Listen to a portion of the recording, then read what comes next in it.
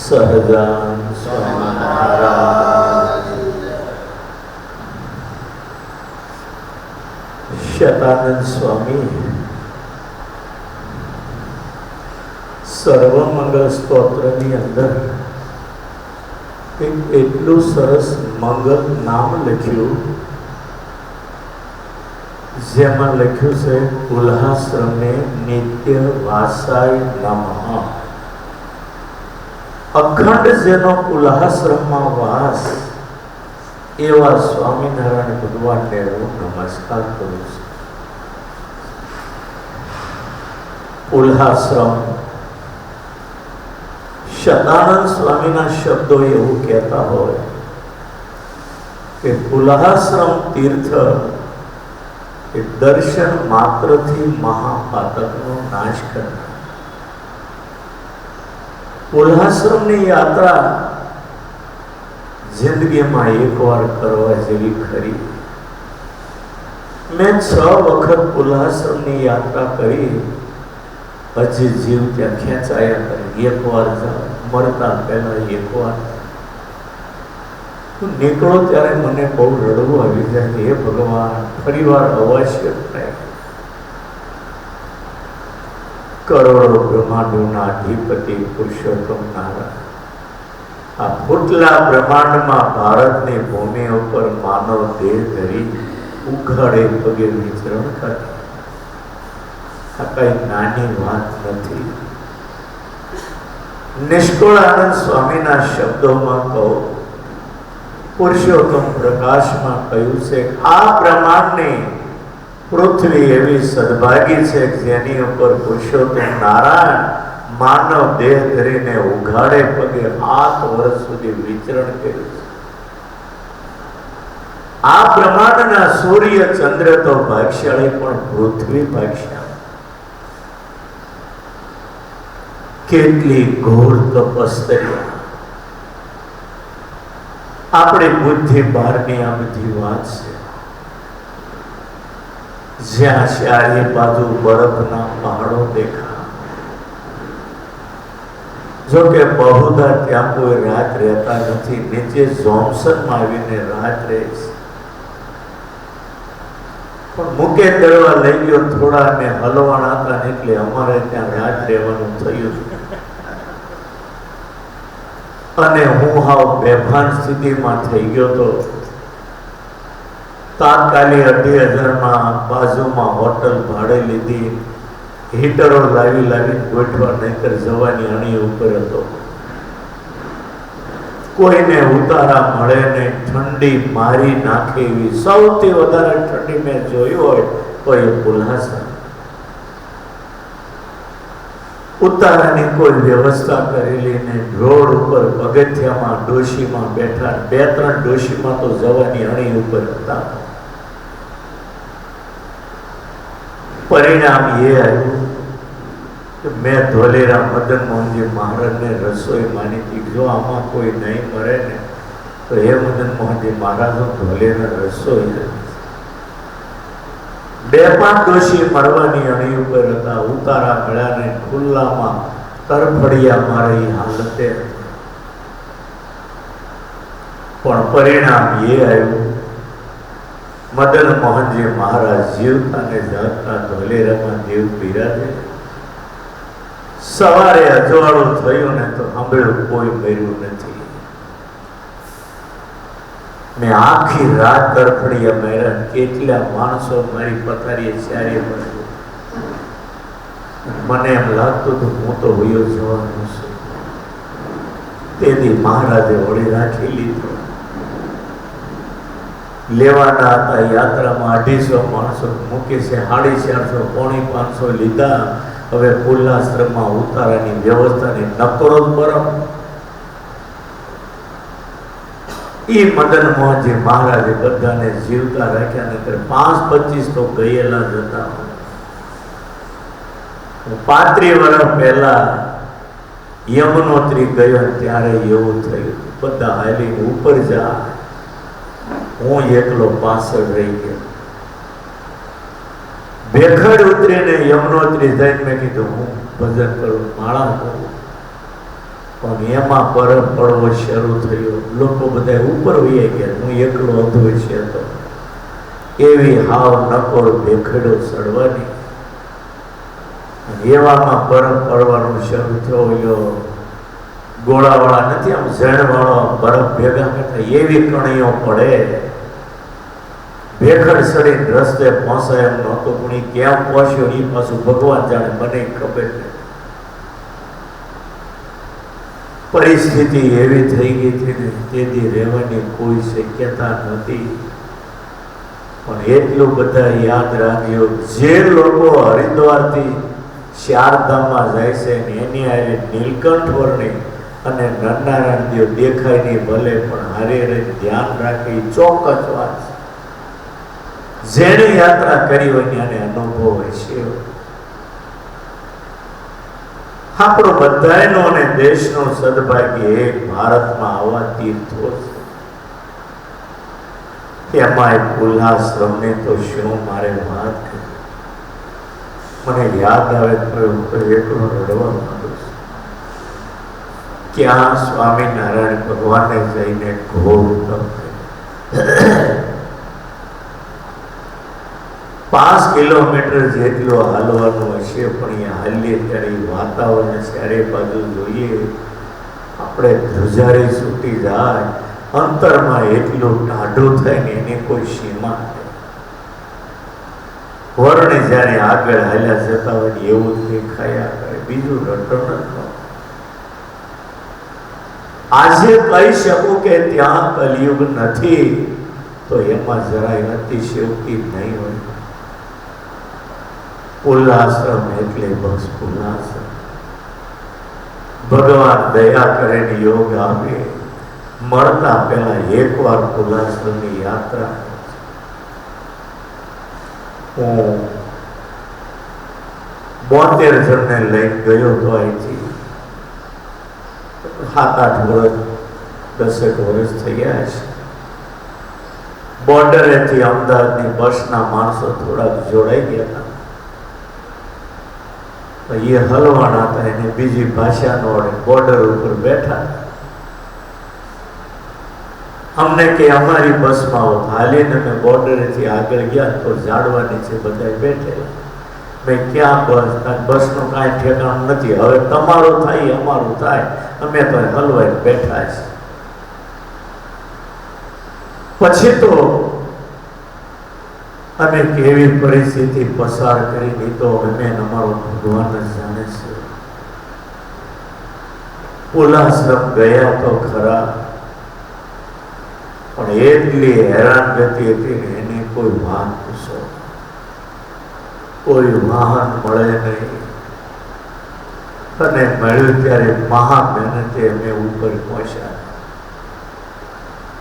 Johnson જાવ ને ત્યાં આપણો આશ્રમ છે. અમદાવાદના મહારાજશ્રીએ કરેલો, બાજુમાં એરપોર્ટ છે, એરપટ્ટી, અને એના શેડા ઉપર અડોડે આપણો આશ્રમ. રોજ સવારે એવો વંટોળિયો આવે ને, બહાર ઉભા તો આપણને ભંગોળી નાખી દે એવો. કહેવાય છે ગોકુળની અંદર જે તૃણાવર્ત દૈત વંટોળિયો બનીને આવેલો એ મૂળ ત્યાંનો હતો. સવારમાં એવો પવન રોજ 308 દિવસ ફૂંકાય, ન પૂછો વાત. ત્યાંથી પછી જીપો કરી આગળ મુક્તિના ઉલ્લાશ્રમ જવા. કિલોમીટર તો 18-20 જ હશે, પણ એટલી જોખમ ખેડીને જવાનું. નદીના પટમાં રેતીનો પટ, 1/2 કિલોમીટર જેટલો પોળો પટ, બે બાજુ આમ દિવાલો કરી હોય એમ પહાડો. જે ઉલ્લાશ્રમ ગયા છે ને એને અત્યારે એ દ્રશ્યો દેખાવા માંડ્યા છે. હું યાદ કરું જે ઉલ્લાશ્રમ ગયા હોય ત્યાં ઉશી આંગળી કરો છો, અડધા તો ગયા છો. ઈ જ્યારે નદીનો પટ પૂરો થાય, ભેખડમાં જ્યારે ઈ જીપો ચડતી હોય, ડિસ્કો રમતી હોય ને ગલોટિયા ખાતી હોય ને એમ જાય, એમ લાગે કે આપણે ઠેઠ નહીં પહોંચીએ. પણ એટલી ભેખડો ચડીને ઊંચે ઊંચે જાય ને ત્યાં બીજું મેદાન આવે, એમાં રમરવાઈને જીભ જાય, આમે જો તો પાછો બીજો પહાડ ચડવાનો. એ 4-5 પહાડ ચડીને ઉપર જઈએ પછી 3 કિલોમીટર જેવું થતું છે. પણ એ કેમ ચડીએ એ તો ભગવાન જાણે, અને ભગવાન લઈ જાય ને તો જ જવાય. અને ઉપર ગયા પછી 2-3 કિલોમીટર હાલવાનું આવે, એ પણ એવું. અને બીજી બાજુથી ઠંડી, એમ કે મારું કામ છે.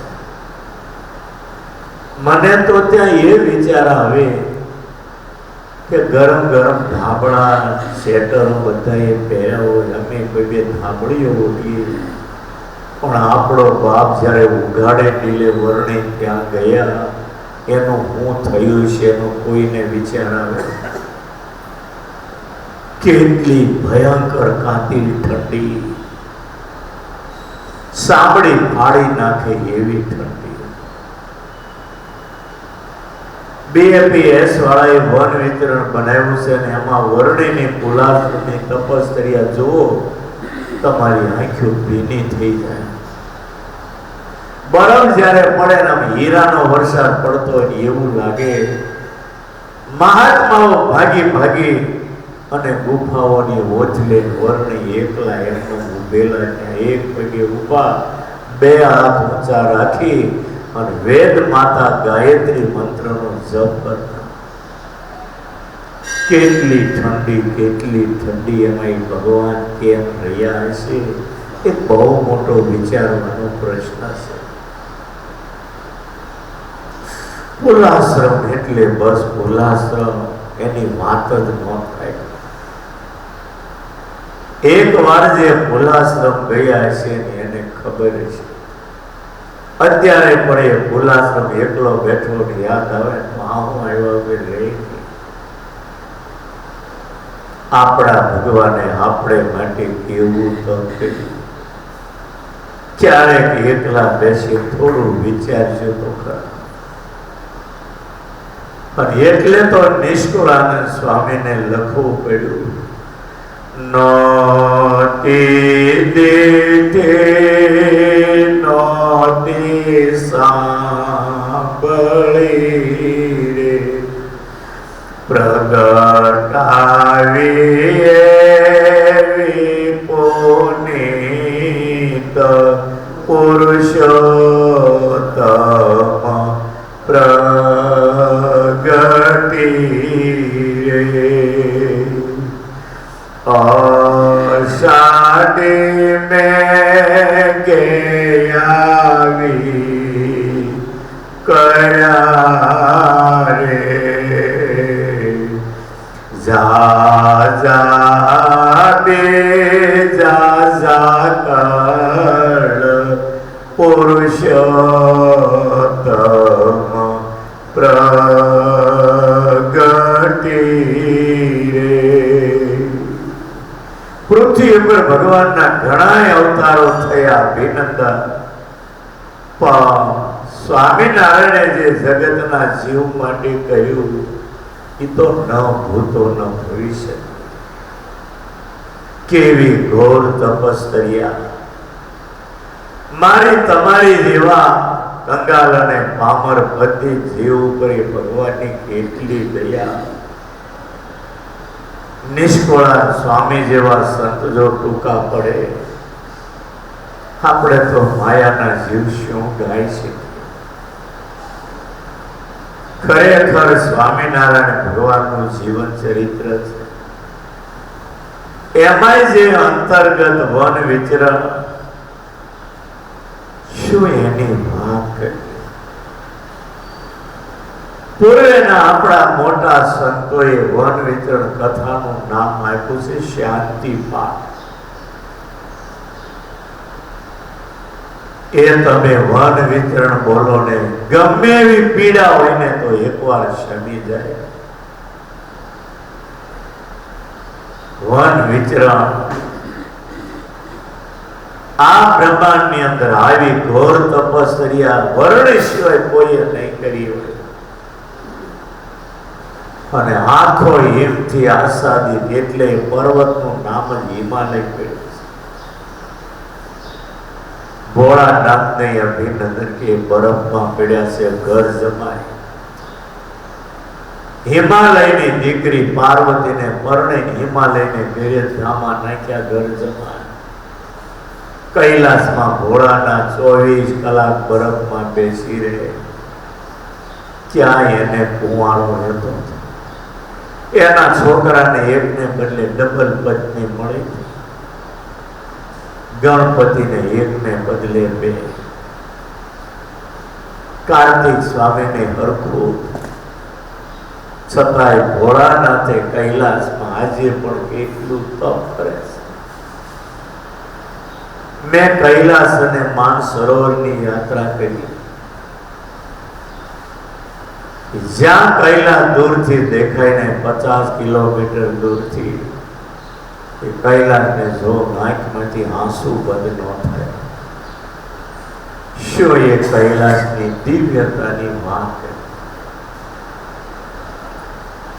ભારતમાં હિમાલય છે ને એ જ ભારતનું મોટું સદભાગ્ય છે. સ્વર્ગ ગંગા પણ એ સૌથી પહેલી હિમાલયમાં કૈલાસની અંદર ભોળાનાથની જટામાં આવ્યા. પહેલું આગમન એનું કૈલાસમાં. અને આજે ભારતમાં જે ગંગા વહે એ ભારતનું સૌથી મોટું સદભાગ્ય છે. કોઈને પણ ભારતનો ઇતિહાસ લખવો હોય તો સૌ પ્રથમ ગંગા શબ્દથી શરૂઆત કરવી પડે. અને એ જે મુક્તિનાથની તો વાત જ શું કરી. આજે પણ જ્યાં ભગવાન મુક્તિનાથ અખંડ બિરાજે છે. હું 70-80 જણને લઈને ગયેલો. 4-5 કિલોમીટર હાલ્યા ને થાકીને એકલા લોટપોટ થઈ ગયા. લોકો હાલનારા રસ્તામાં બેસી જાય ને એને સમજાવું, હવે દૂર નથી, હાલો થોડું પછી. વળી ઊભા થાય પાછા. વળી હાલતા હાલતા થોડે જાય તો બીજા બેસી જાય. હારું થયું એ વખતે કઈક મારું શરીર વળી ભરપૂર હતું. હવા ભરી ભરી વખાણ કરી થોડુંક દૂર છે, થોડુંક દૂર છે એમ કરી ઠેઠ પહોંચાયા બધાને. તે દી મુક્તિનાથ મંદિરમાં ઠેઠ અંદર જવા દેતા હતા. અમારે ઠેઠ શરણને અડીને માથું મૂકવાનું તક મળે તે એ અમારું ભાગ્ય છે. બધાને અંદર લઈ લીધા હતા. હવે અંદર ન જવા દેતા, પ્રતિબંધ થઈ ગયો. અને જ્યારે અંદર હું ગયો, ભગવાન મુક્તિનાથને ફળે માથું મૂકી એટલો રેડ્યો લીપતા મને જોઈ શક્યા નહીં. મારી હારે બધાએ પોકે રડવા. આવું દ્રશ્ય જિંદગીમાં મેં પહેલી વાર જોયું. મેં બધાને કીધું, તમારા જન્મ મરણના ખાતા માફ કરશે. તમને આવો પ્રેમ ભગવાનમાં થયો ને આ મુક્તિનાથની યાત્રા કરી, તમને અંતકાળે ભગવાન ગુના માફ કરી તેડવા આવશે. બહુ જન્મના સુકૃત પૂર્ણ ઉદય થાય તો કુલાશ્રમની યાત્રા થાય, બાકી શક્ય નથી. એવું રળિયાનું દ્રશ્ય. ચારે બાજુ નજર કરો કે પર્વતોની હારમાળ જુઓ, બરફના ડુંગરો જુઓ. શું એ સુંદરતાની તમને વાત કરું. ચારે બાજુ 108 ધારાઓ પડે, બરફ કરતા ઠંડુ પાણી. એ ધારાની નીચે હાલવાની ધારાઓ માથે પડે, ઉપરથી કોઈએ માથામાં પાલો માર્યો એવું લાગે. છતાં હિંમત કરીને લોકો 108 ધારા પડતી હોય લાઈનમાં એની નીચે આવે. કોઈ 1 પ્રદક્ષિણા કરે, કોઈ 2 કરે, કોઈ 5 કરે, કોઈ 11 કરે. અમારી હારે ભાઈ બહેનો ઘણા યાત્રામાં હતા, 25 પ્રદક્ષિણાઓ કરી. બરફની ધારાઓ પડે, એક વખત સહન ન થાય, પણ એના જેના પુણ્ય પોકારતા કોઈએ 15 ને કોઈએ 25 ધારાની નીચે પ્રદક્ષિણાઓ કરી. ગયા છે ની બધાની ધારાઓ અત્યારે પણ દેખાતી છે. ઉલ્લાસરામ, બસ ઉલ્લાસરામ. જો મારી આવ્યો તો અમારો વાલો પ્રકાશ. બહુ અદભુત યાત્રા, બહુ અદભુત યાત્રા. ભગવાન યોગ આપે ને એકવાર ઉલ્લાસરામ તમે. આમને આમ મરી જવાના એમાં કોઈ બેમત નથી, પણ એકવાર એવી યાત્રા કરો જિંદગીની યાદગીરી બની જાય. અને સૌથી વધારે યાત્રાનો શોખ. લોકોને ગમે ન ગમે, પણ મને આવું એના વગર રહેવાય.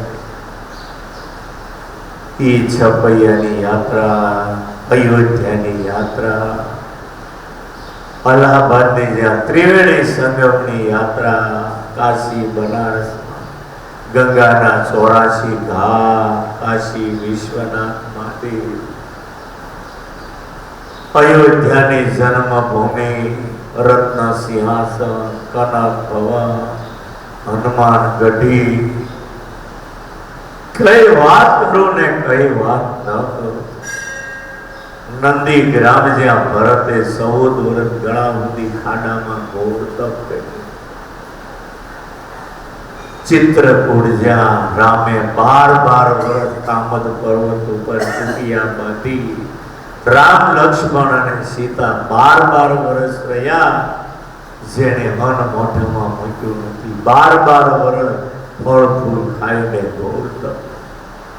બાકીની વનવાસની બધી લીલા 2 વર્ષમાં આવી જાય. 12 વર્ષ તો બાપના વચને માત્ર તપ કર્યું છે. અને આપણને બપોરના 12 અને સાંજના 8 થાળી સિવાય કઈ દેખાતું. અને વાતો કરીએ અમે સત્સંગી છીએ, અમે ધામમાં જવાના. ઠીક છે, સ્વામિનારાયણ દયાળુ છે એટલે આપણે હળદર ને ગાંઠીએ ગાંધી અંતકાળે ધામમાં જવાના. બાકી સાધના કોને કહેવા? તો જેને સાધનાઓ કરી હોય એને ખબર. આપણા વડવા ઋષિ મુનિઓ બિચારા ઈમાણે હાથ ગાળી ગાળી ફરી ગયા, તોય શીંગડું પૂછડું હાથમાં ન આવ્યું. તો પુરુષોત્તમ નારાયણ દયાળુ છે, એની દયાને ભોગે આપણી રોટલી શેકાઈ જાય છે. 2 ટાઈમ ભૂખ્યા નથી રહેતા. આપણે શું સાધના કરવા? સાધના કરનારા તો આપણા ભડવાઓ હોય. સ્વામિનારાયણ ભગવાન નંદોને કહેતા 5 ને કંઠી બાંધી સત્સંગી કરી જમવા. 3 દિવસ સુધી ઉપવાસો.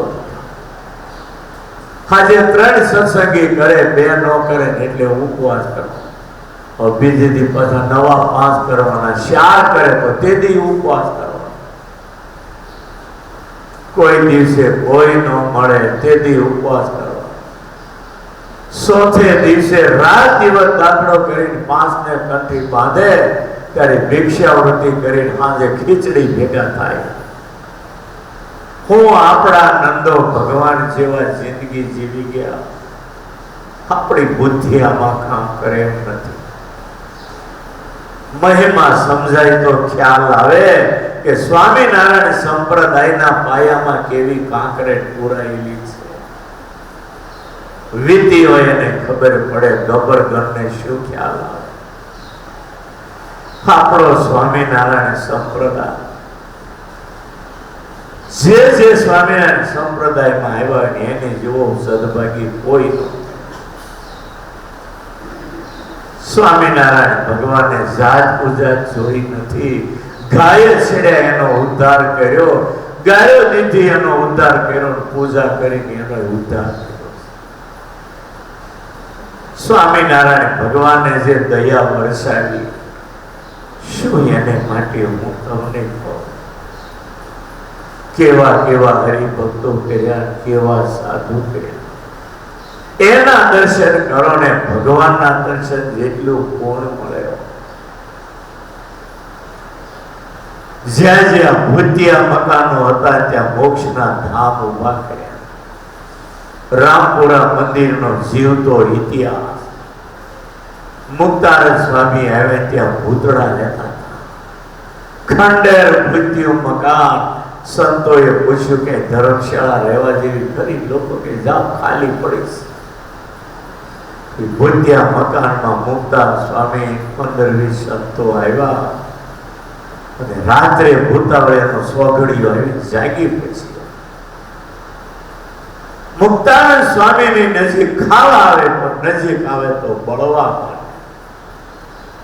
ભૂતને થયું કે આ નમૂના સાધુના કઈક જુદા છે. આ તો કોઈ મહાપુરુષ. ભૂતળાઓ રડી રડીને પ્રાર્થના કરે, મહારાજ અમે મરી ગયા, દુખી દુખી થયા, અમારો ઉદ્ધાર કરો. કે મુક્તાનંદ સ્વામીએ સ્વામિનારાયણ ભગવાનને યાદ કરી જળની અંજલિઓ છાટી અને બધાએ ભૂતોને બદ્રિકાશ્રમ ભેળા કરી દીધા. આજે ભજન કરીને એવા પવિત્ર થયા છે, આપણે પગે લાગીએ તો પાપ પડી જાય એવા પવિત્ર થઈ ગયા છે. અને પછી એ સંતોએ ત્યાં ધામા નાખ્યા. શૂન્યાતીતાનંદ સ્વામીએ મંદિર કર્યું અને ભગવાને આપેલા રાધા વિહારી લાલના સ્વરૂપો પધરાવ્યા. આજે સુરતમાં એ મોક્ષનું ધામ બની. એ રાધા વિહારી લાલનું દર્શન કરો, તમારા ભવે ભવના પાપ પડી જાય. આ પ્રતાપી દેવ કાઠિયાવાડના લોકોને ભાડાના પૈસા નહોતા, લાખો અહીંયા આવ્યા કે રાધા વિહારી લાલના પ્રતાપે આજે બધા કરોડો અબજો પતિ થઈ ગયા છે. પૂછો લાલજીભાઈ ધર્મનંદન, પૂછો બાબુ કાજીને, આવા એક નહીં હજારો છે. અને પૂછો તમારા બાપે સુરત આવ્યા ત્યારે ભાડું આપ્યું હતું? અને આજે અહીંયા કરોડોની ઇમારતો ઊભી કરી. ભાવનગર રાજા રહેતા ને એમ આજે કાઠિયાવાડના લોકો અહીંયા રહે છે. જેટલો ભાવનગર રાજાને વૈભવ હતો એવો આજે હજારો હરિભગત ને સુરતમાં છે. એ રાધા વિહારી લાલનો પરચો ને એનો ચમત્કાર આથી બીજો તમારે મોટો કયો? રામપુરા મંદિરના દરવાજામાં જઈને ગમે ત્યાં બેસી જાઓ, તમને અશ્વમેઘ અને રાજસુ યજ્ઞ જેટલું ફળ મળે. કારણ ત્યાં ઉઘાડે પગે સ્વામિનારાયણ ભગવાન બધે ફરેલા છે. અને સૈયદપરા વિસ્તારની વાવ શેરી આખી પ્રસાદીની છે. ખોખરા અમદાવાદમાં જ્યારે લોલંગરાની બાવાઓએ કેળી ધોકાને લાકડીઓ લઈ લઈ સાધુને અખાડામાં પૂરીને જે માર્યા, હાથ પગ ભાંગી નાખ્યા, માથા ફોડી નાખ્યા, ખપ્પાના હેડક્યા ભાંગી નાખ્યા. આ હાલતે એક સાધુ સટકીને ભાગ્યા અને મહેમદાવાદ ભગવાન હતા, સમાચાર આપ્યા, મહારાજ આપણા સાધુને લાકડીએ લોકો મારે છે. દરબારોને લઈને મહારાજ ગયા અને ઓલિયાને રોકીને સંતોને બચાવ્યા. ભગવાનની આંખમાં આંસુ આવી ગયા. દરબારોએ બાવાઓને તે મારી તોડી નાખ્યા. અને આ કથા પુરુષોત્તમ પ્રકાશમાં ઉત્સવ લખ્યો, પણ એવો ઉત્સવ કયો? અમદાવાદ ને 84 કીધી રે કર્યો ખોખરે કામ પ્રસિદ્ધ રે. ખોખરામાં કયો ઉત્સવ કર્યો? પ્રસિદ્ધ છે, નામ નથી લખ્યું. ત્યાં ધોકા પંચલાઈ મારી બાવો તોડીને ગયા હતા દરબાર. અને મહારાજે આંસુ સાથે સંતોને કહ્યું, સંતો હવે તમે સુરત વયા જાઓ, ત્યાં અંગ્રેજની સત્તા છે, ત્યાં તમારું રક્ષણ થશે. અને સંતો જ્યારે રડતા જાય ત્યારે મહારાજને કહ્યું, અમારું ઉપજ્યું નહીં. ત્યારે સંતોને ત્યાં મોકલવા પડ્યા સુરત. દરબારો કે મહારાજને મરી ગયા. થોડી વાર આ બોલો તો ટાળી ગયા બાવાઓ. થોડી વાર મહારાજ ન બોલ્યા અને જે દરબારો તૂટી પડ્યા કેટલી લાશોનો ઢગલો કરી દીધો. સાધુના દ્રોહીને ભગવાન માફ કરતો જ નથી.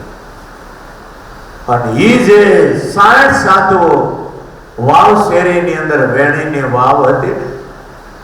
એ જગ્યાએ વાવના કાંઠે ધામા નાખેલા અને એ વેણીની વાવ વાળું મકાન છે એને ખોદીને ત્યાં કાંઠો વાવનો નીકળેલો, ત્યાં જ ઘંટી હતી. એ જગ્યાએ મેં નાનો હતો 12 વર્ષનો ત્યારે હીરા વેચેલા. વેણીની વાવ વાળી વાવ શેરી આખી પ્રસાદીની મહિનાઓ સુધી ત્યાં 8 સંતો આપણા અદ્ભુતાનંદ સ્વામી આદિક રહ્યા. સ્વામિનારાયણ ભગવાનની પુલાશ્રમની તપસ્યા 500 સંતોનો દાખલો આપણને શીતકારી છૂટી જાય સાંભળી. પુલાશ્રમની અંદર ભગવાને સૂર્યની આરાધના શરૂ કરી. 4 મહિના સુધી કશું મોઢામાં મૂક્યું નહીં. આ તો ભગવાન હતા, બાકી કોઈ સંજોગોમાં રહી શકે. એક પગે ઉભા રહે, ઉપરથી બરફની છાટા પડે એ સહન કોણ કરે? ભગવાન છે. અને તારી તમારી જેવાના ભલા માટે ભગવાને આવું તપ કર્યું કે પુલાશ્રમની તપસ્યા તો ક્યારેય આપણાથી ભૂલાય નહીં. અને એ પુલાશ્રમની તપસ્યાની મૂર્તિ ગઢડામાં નારણજીભાઈ પાસે કરાવી, 1000 મૂર્તિઓ કરાવી અને 8 મંડળોને સંપ્રદાયમાં મોકલ્યા. મારો નાનો મોટો કોઈ પણ સત્સંગી આ મૂર્તિની પૂજા કર્યા સિવાય સવારે અંજળ ન લે, એને ખબર પડે તમારે માટે મેં હાડ ગાળી નાખી કેવી ઘોર તપસ્યા. માટે પુલાશ્રમની યાત્રાની એ મૂર્તિ પૂજામાં રાખવી જોઈએ અને કાયમ સવારે ભગવાનની પુલાશ્રમની તપસ્યા યાદ આવવી જોઈએ. તો સત્સંગી નહીતર મોટી કસર. વાલા ભક્તો, પુલાશ્રમ એટલે બસ પુલાશ્રમ. આ આવશે તો હજી કાલે કથા કરશું પરમાત્માના સ્મરણની સાથે. અત્યારની કથાને વિરામ સહજા.